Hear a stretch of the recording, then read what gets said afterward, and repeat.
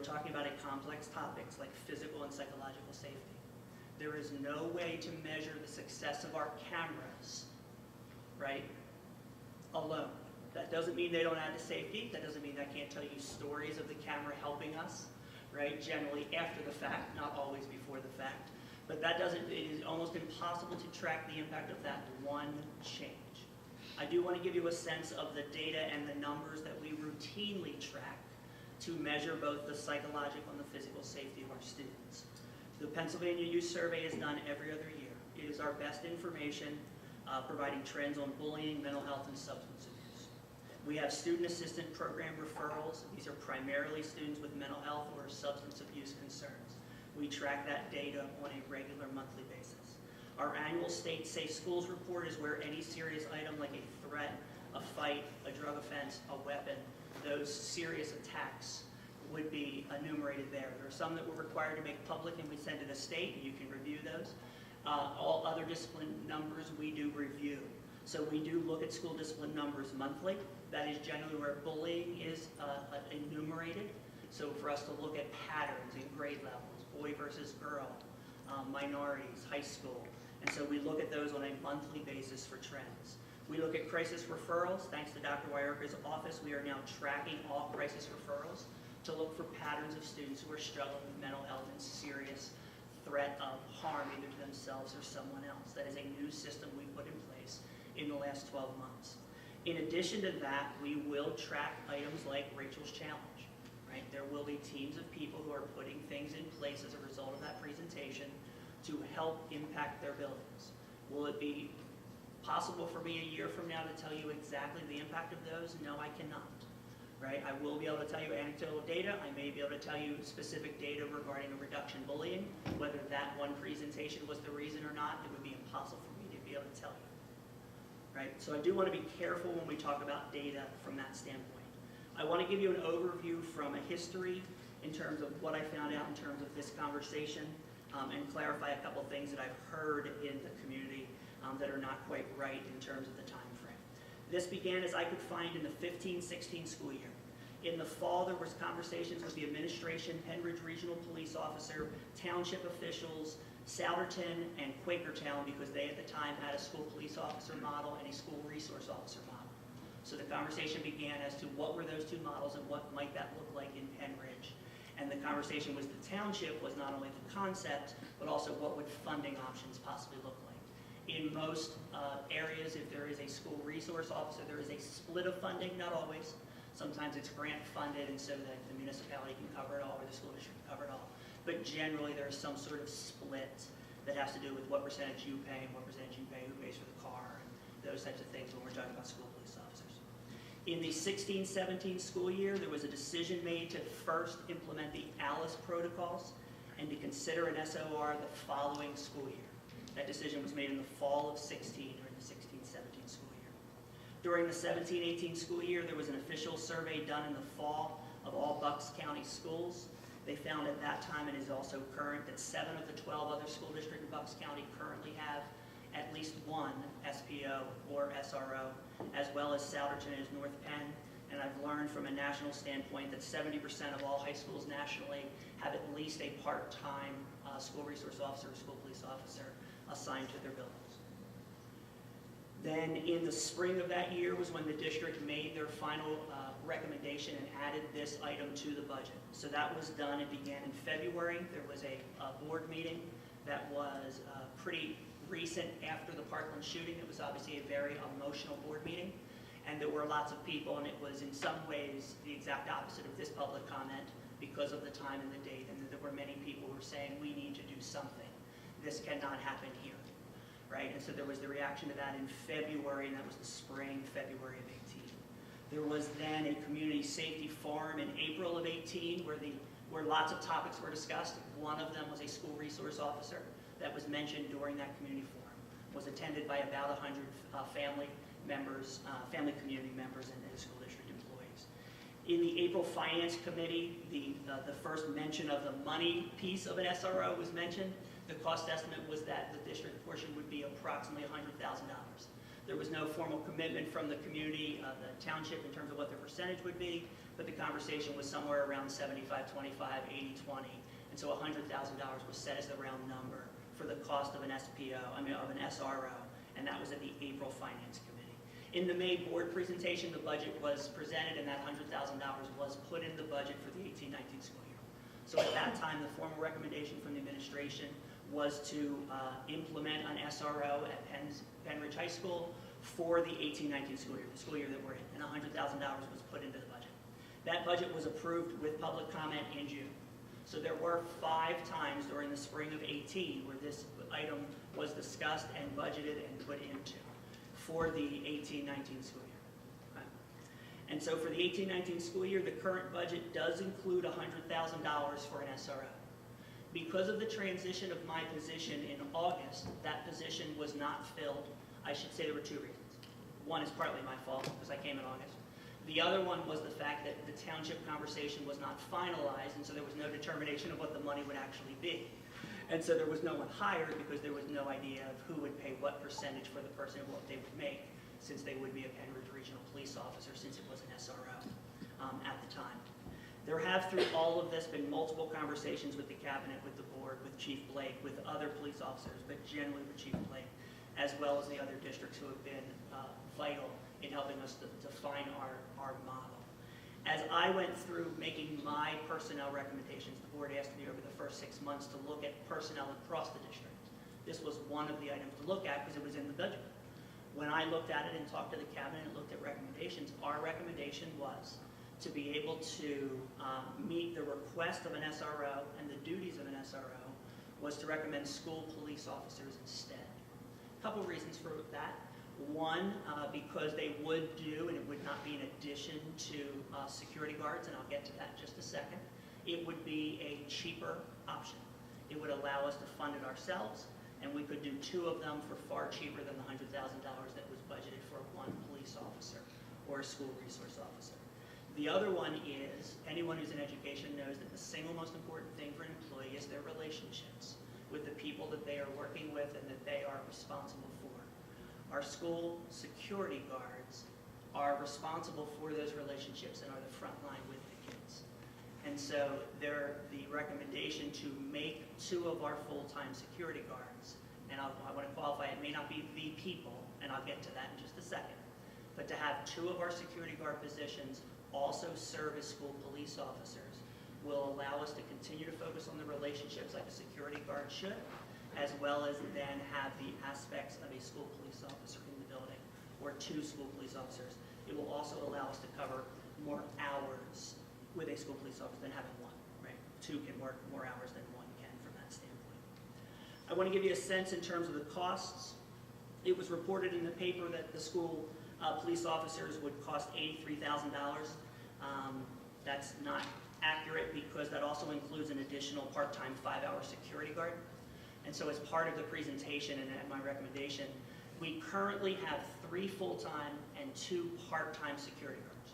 They cover the hours from 6:30 a.m. to about 10, 11 o'clock at night, depending on activities. So we have 3 full-time, 2 part-time. Our recommendation from the administration of the board is to keep 3 full-time, but make 2 of them school police officers, and add a 3rd part-time to the current 2 part-times. So the only change in hours is increasing 5 hours of coverage, but 2 of the current full-time would become school police officers. We have many current security guards who qualify under the letter of Act 44, and I hope that they will apply. That does not mean they will get the positions. And so our contracts do speak to what happens if a person's in a position and someone else gets their job and there are bumping and demotions, and we have contracts to control that. If that were to happen, if we were to bring in outside people, which may or may not happen, I do not know who will apply for the job, and if we move forward, we'll put together a team to interview and evaluate from that standpoint. We are not adding 2 on top of. That is primarily a budget decision at this time. The budget currently has $100,000 in it. You'll also see me quoting that this technically saves $17,000. The only reason it saves $17,000 is because the additional costs for the 2 school resource officers, which is $58,540 if you include everything, as well as the additional part-time security guard, which is just over $24,000. Those 2 numbers add to $83,000. We have already budgeted $100,000. So there's already $100,000 sitting in the budget. If you move that budget money, which is one of the ways that you budget, you just keep positions moving on, like your fourth grade math teacher stays a fourth grade math teacher the next year, they stay in the budget, you don't reallocate the money, that $100,000 is there. So that extra, and I'll put that in quotes, $17,000 could be used elsewhere in the budget. And so it still costs $83,000, but it is not new money. It is currently budgeted money that could be incorporated into next year's budget. So I just wanted to clarify that in terms of how could it cost $83,000 and be $17,000 cheaper from that standpoint. If you were to look at the job description, and if you have not, I would encourage you to, because it does give you a good indication of what this man or woman or these men and women would do. I first want to clarify why there are two of them. Their titles would be different. The job description actually has both positions on it. The job description talks about a school police officer / director of security. That would be one position. That person would technically be, we won't use the word chief, but they will be in charge of our security force.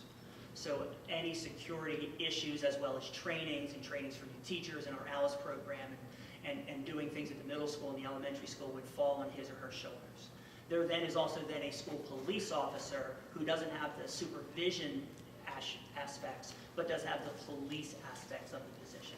And so if you look at the job, when you have a chance to look at the job description, there are 20 duties and responsibilities that both of these men or women will fulfill. Some of them read just like a security guard. These people will still do lunch duty. They will still help kids at the bus. They will still be there when they come in the morning. They'll still be in all those large spaces because that's where we know adults need to be with kids, both from a monitoring standpoint but also for a care standpoint.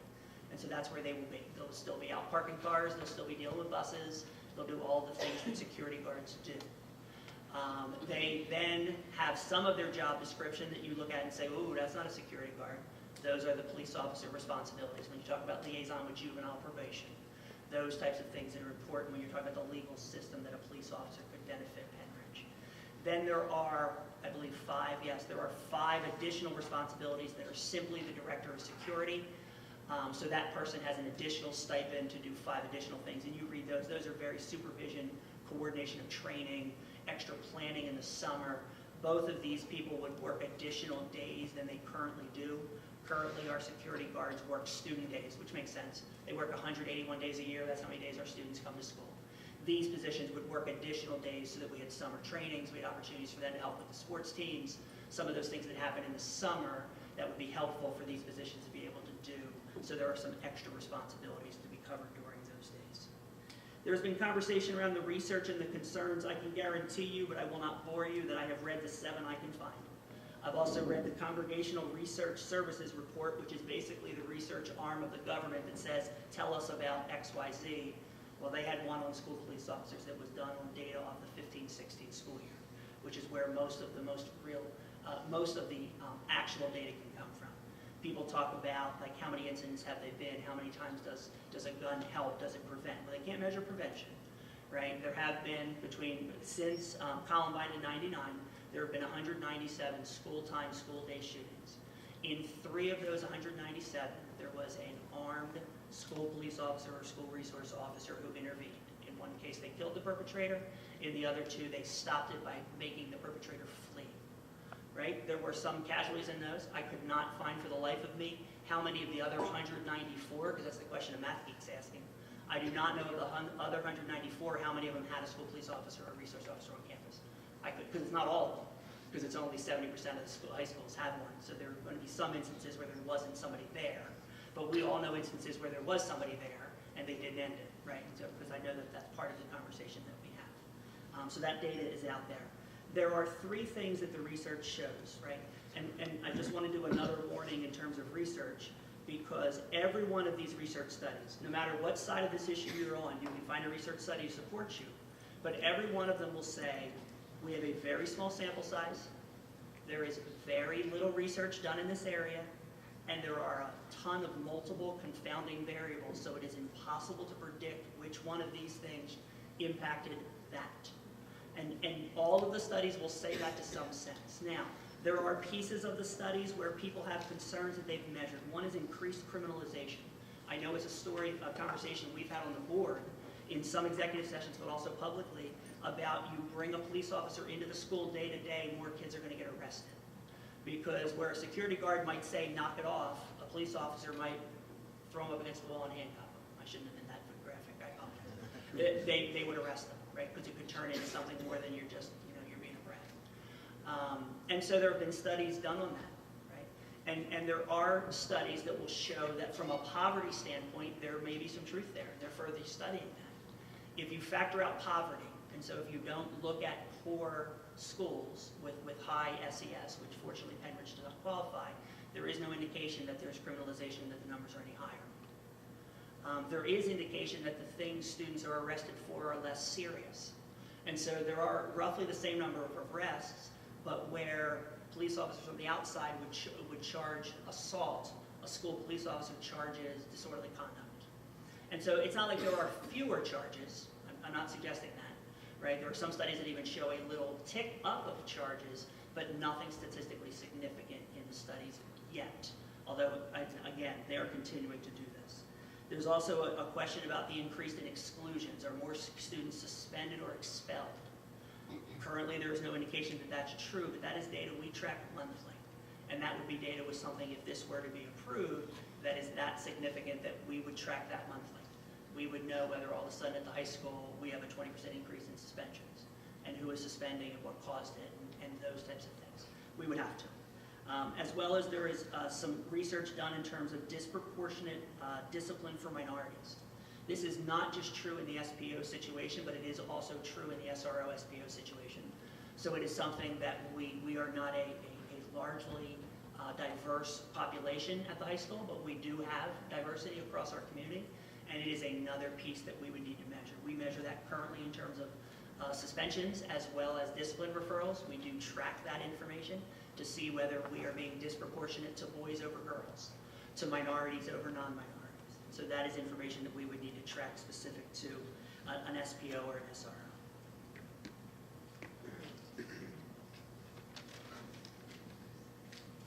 Dr. Unal, that's all I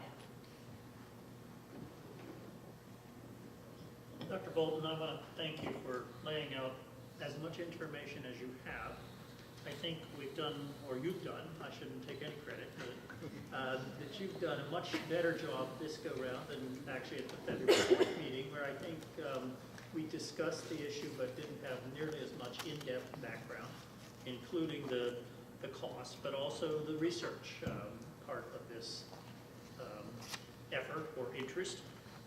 So I certainly appreciate that. It's given me more information to think about and work with for sure. And I know I had already asked you about the breakout of the costs because I was confused by it. And once I talked to people in the community, I think some of them, and I believe our first student, Ms. Watson, did a better job than I did of dissecting this and figuring out what exactly we were doing in terms of the number of personnel.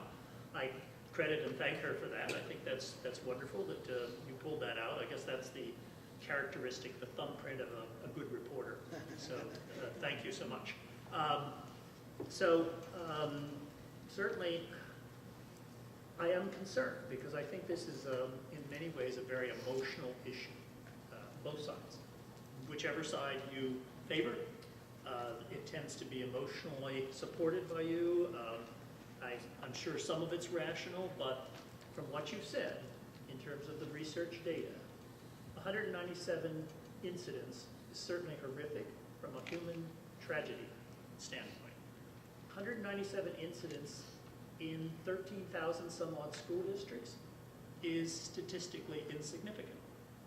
Nobody wants to hear that, I'm sure, but to me, that's exactly where it stands, and that makes this decision for me much harder in the sense that, can I justify going forward making this what I consider a big leap in terms of our emphasis on security and what we're doing with security versus what we do now, or versus keeping 2 security guards that we already have, or 2 different security guards, whatever would choose, and adding additional personnel. And in fact, under this budget umbrella, we could add another full-time security guard in lieu of the 2 converted, if that's the right word, that's the word I've been using, converted security guards that would become SPOs. So it's a lot to think about. So that's where I'm standing. I'm trying to listen to what other people have to say at this point. And it has been a long discussion, and I think it's been a long discussion because there are different points of view, and they're significantly different points of view. Do other people want to comment at this point on the board?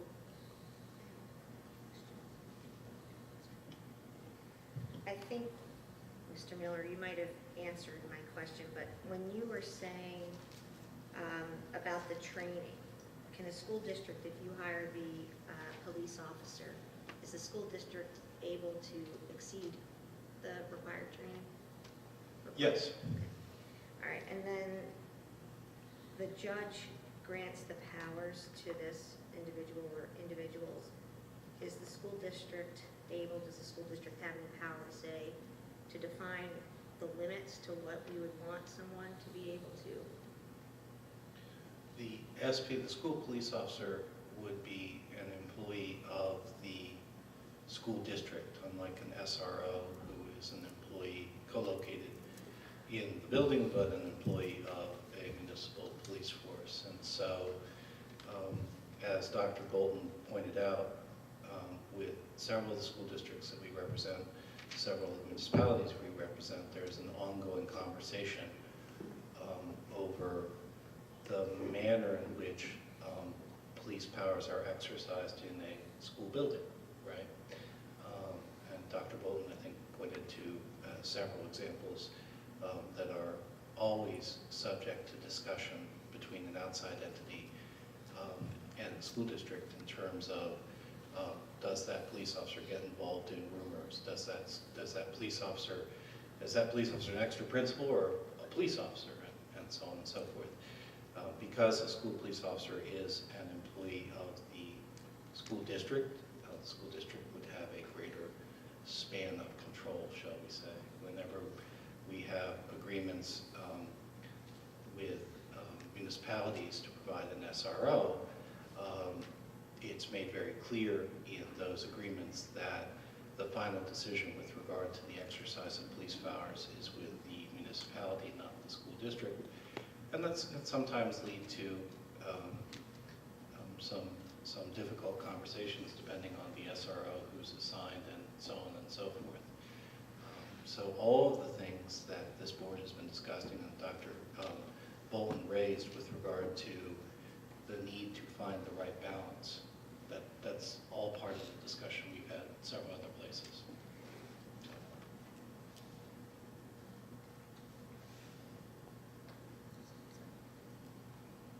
Dr. Young, I apologize. I looked at my notes and I found one thing that I didn't mention that I went through, so I apologize. I did cold call 5 high school principals. It was a convenient sample because they were 5 high school principals I know that all had either a school resource officer or a school police officer, simply because I felt like they'd tell me the truth because I knew them. And simply asked them 2 questions. First I said is, if you were starting in high school, would you have fun? And all 5 of them said yes. So these are people who are using them as high school principals and said that they would continue to utilize. One of them said, not the one I have hired, right? But I won't tell you who that was. But they still would do the position, they just didn't have the right person. And I said to them, what would you then say to people who don't think it's a good idea, right? And all 5 of them said some level of relationships. And the only comment I wrote down that I wanted to say out loud because it was one that I had not thought of, one of them said the biggest impact we've had with our SRO through relationships is the number of things, not tragic things, not mass shootings, that our SRO has intervened in students' lives to help the kid and stop something, whether that be a fight brewing, whether that be a weekend plan, whether it be, because when that person's trusted, then students start coming up and saying, hey, I will tell you, right? It's like a trusted teacher. They learn a lot more than the teachers that aren't trusted because the kids come up and tell them. Things like that. So I did want to pass along that. Again, small sample size, very convenient, but it was impactful for me, so I did want to share. One additional comment that I will make, and again, probably Ms. Watson has this all figured out, but I did want to comment that I certainly cannot and would not speak for the Pennridge Regional Police Department, but I do believe that in the conversations over the last number of years that they have definitely supported, and in particular, they have supported an SRO, which was the initial conversation. Now, there's a good reason for that. Obviously, our police forces are stretched somewhat thin, and they have to allocate resources anytime they come to the high school or any of our schools. Some of those are just friendly visits, which is great. Not all of them are. Unfortunately, there's not much you can do about that other than deal with the issue as it comes up. The $100,000, as Dr. Bolton alluded to, was allocated because there had not been a decision about the split between what Penridge Regional would pay versus what the Penridge School District would pay. It should be noted, it's implied but not clearly stated in my view, that the Penridge Regional SRO, if that was would be a direction that we went, would be a full-time police officer. He would serve in the schools for whatever he or she, for whatever the number of days is, say it's 191, 10 days beyond and the rest of the time, and maybe some of the time during the day even, he would serve Penridge Regional.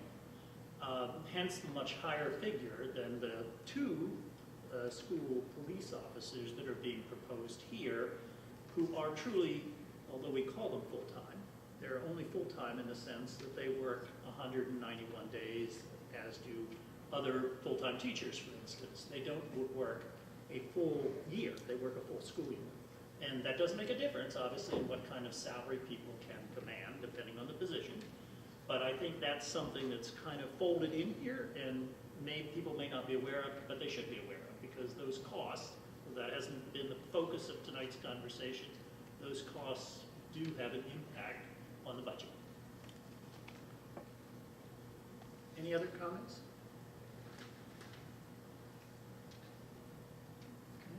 I would recommend that those who haven't seen it, it is in the agenda tonight, look at this description. As I said, I would have abstained from it. It does not mean, abstaining does not mean that I object to what's in the description. It's that I haven't, as I say, I haven't been at the point where I'm sure that this is something that we should have or are going to have, and I think that in a way it's a little bit of the cart getting before the horse. So that was my logic there. So we have one more item on the agenda tonight for the Personnel Committee, and that is the approval